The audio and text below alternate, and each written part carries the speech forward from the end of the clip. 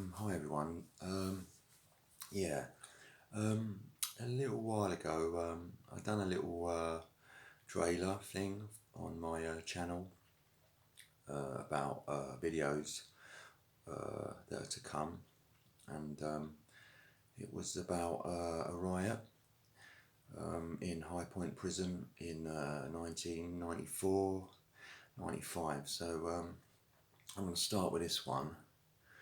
But first of all, I just want to tell you what reminded me about that again.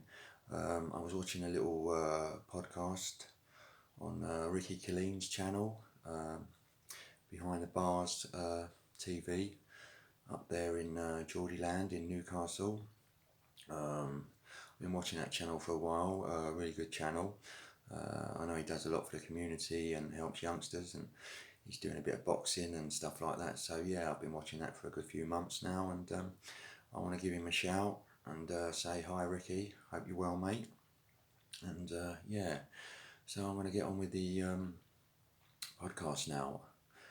Yeah, so it was I was in Highpoint Prison, which is in Suffolk, on the in the eastern counties of England, and it was. If I remember rightly, it was. I know it was winter, and it was snowing around that time, so it would have been around Christmas 1994, or winter, maybe the early months of January 1995 or February, that sort of time. Yeah, and a little bit of background there is yeah, I was in Highpoint Prison in Suffolk, which is a Category C prison, and the prison did have a reputation for being a bit of a dumping ground. You know, prisoners from other prisons, they might have been in trouble, you know, messed up in other prisons and ended up in Highpoint. So yeah, what it was, I'll give you a little bit of background.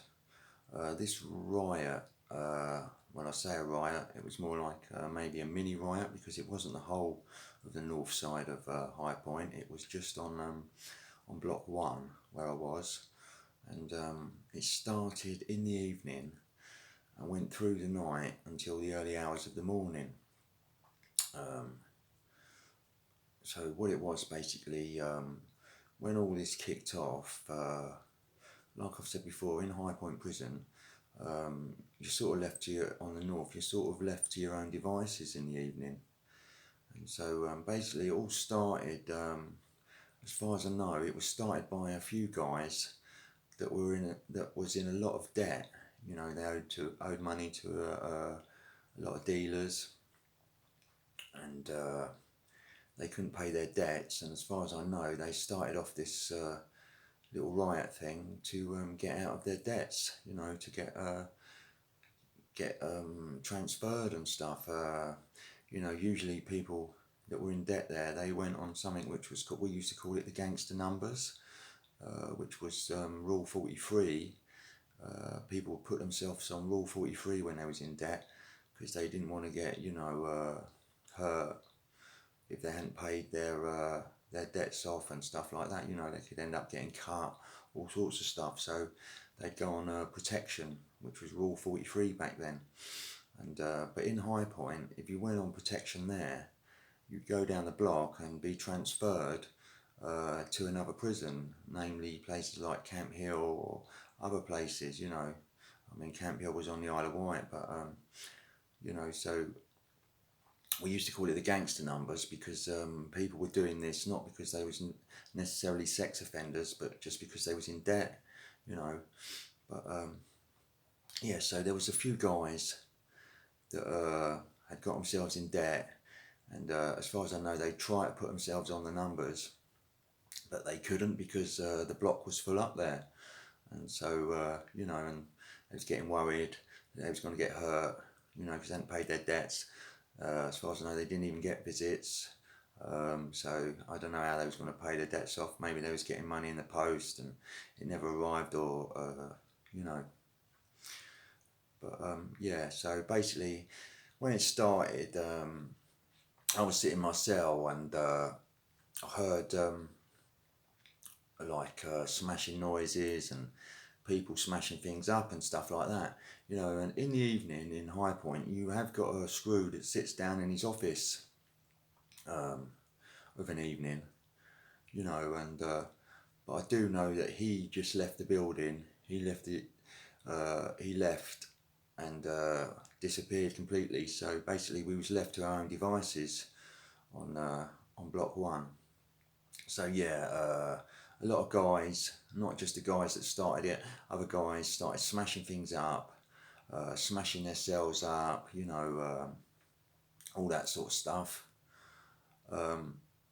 So basically this went on for a few hours and stuff, yeah. And I was in my cell when this was going on, because I wasn't getting involved in it. I thought, I was happy there at Highpoint.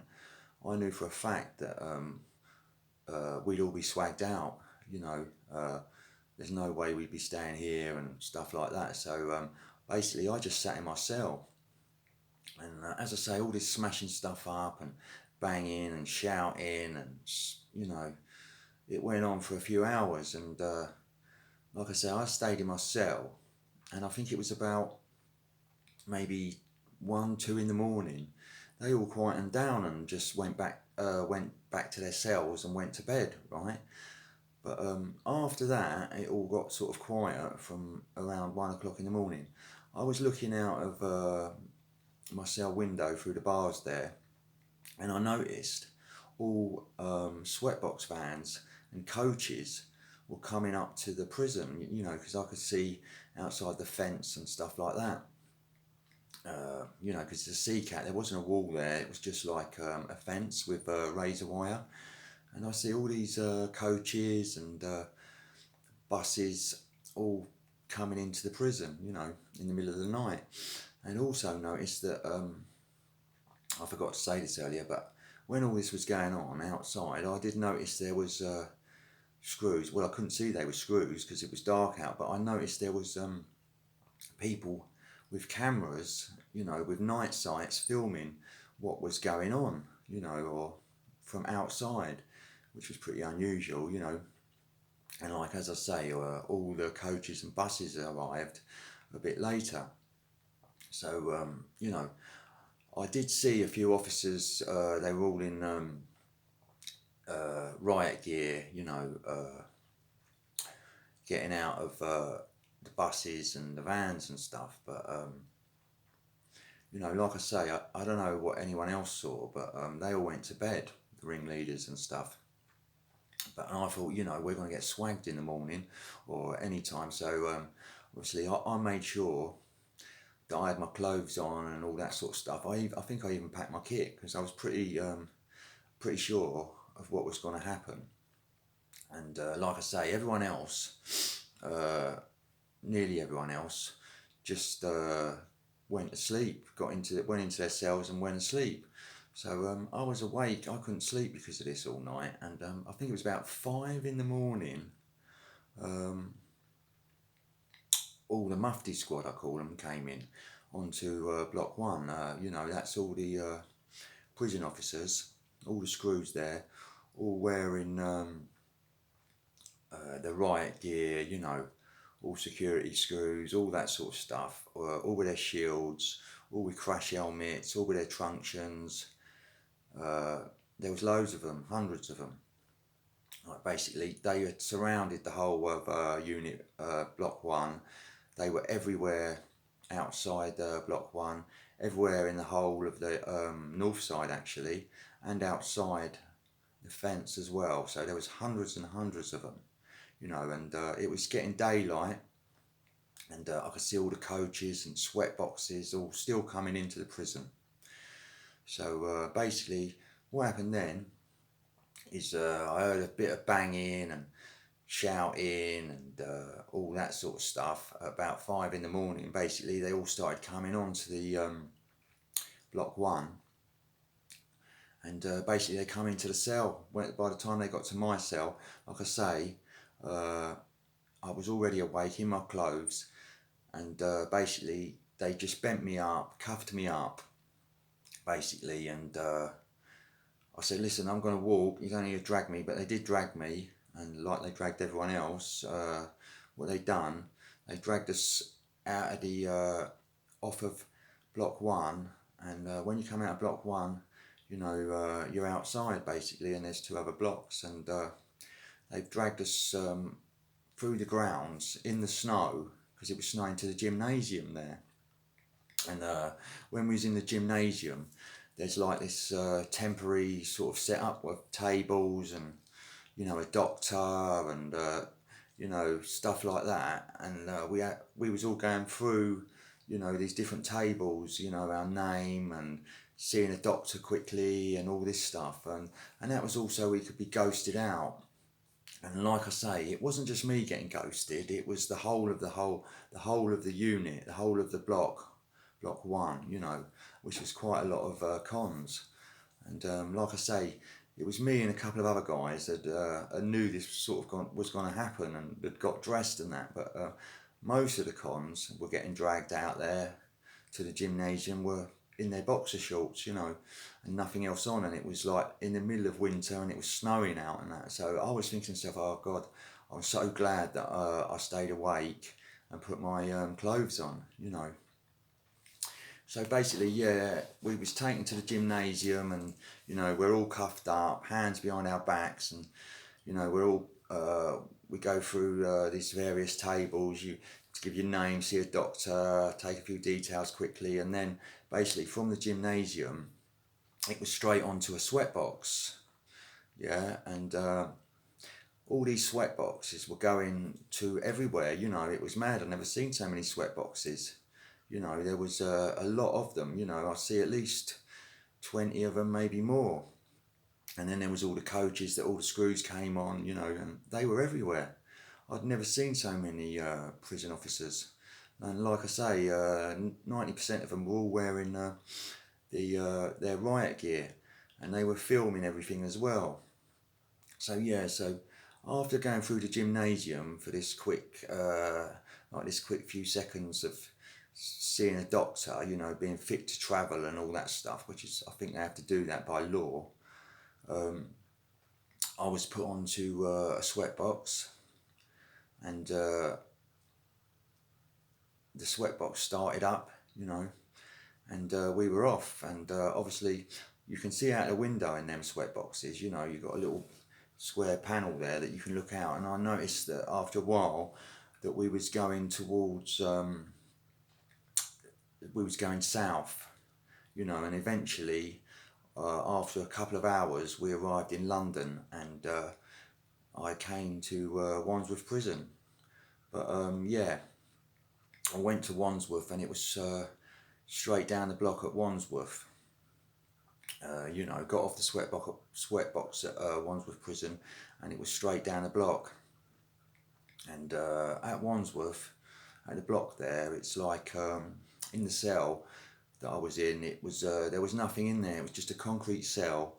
There was no bed. It was like a extra slab of concrete on the floor there, and you used to sleep on there. And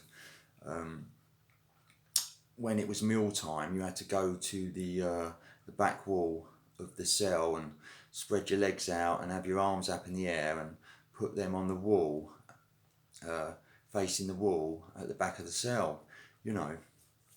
So I was down the block there at Wandsworth after this riot for about 2 weeks. I think they was doing their investigations, obviously, you know, and as far as I know, other cons had been down the block, would be down the block for months after that riot. But like I say, after a couple of weeks of being down the block at Wandsworth, I was behaving myself in there, you know, and I wasn't involved in the riot. But I ended up being put back on the wing in Wandsworth, the normal location, which I think it was, I can't remember what wing it was, it might have been D wing, I think. Yeah, so I ended up back in on the wing there in Wandsworth. And then a few weeks later after that, a screw came to the cell and said, come on, pack your kit, you're going. And I said, Gov, where am I going? He said, oh, you're going back to Highpoint. And I was like, oh, going back to Highpoint. Right, so yeah, so it was basically through reception, back on a sweatbox and back up to Highpoint again, you know. And after a few hours, arrived at Highpoint on the sweatbox, went back to the north side, and we went back to block 1 where it all started, and everything had gone, you know, in my cell. It had all been stripped out, and all that, all my possessions had gone, you know. So basically, I was talking to a lot of other cons and that had come back as well, and basically what had happened is all the people that they thought weren't involved in the riot were returned to High Point, you know. So yeah, and I mean after that, things just about carried on as usual, you know. So it was a bit of a mad experience, guys. But like I say, it was pretty much a sort of mini riot, but yeah, it was an experience I'll never forget.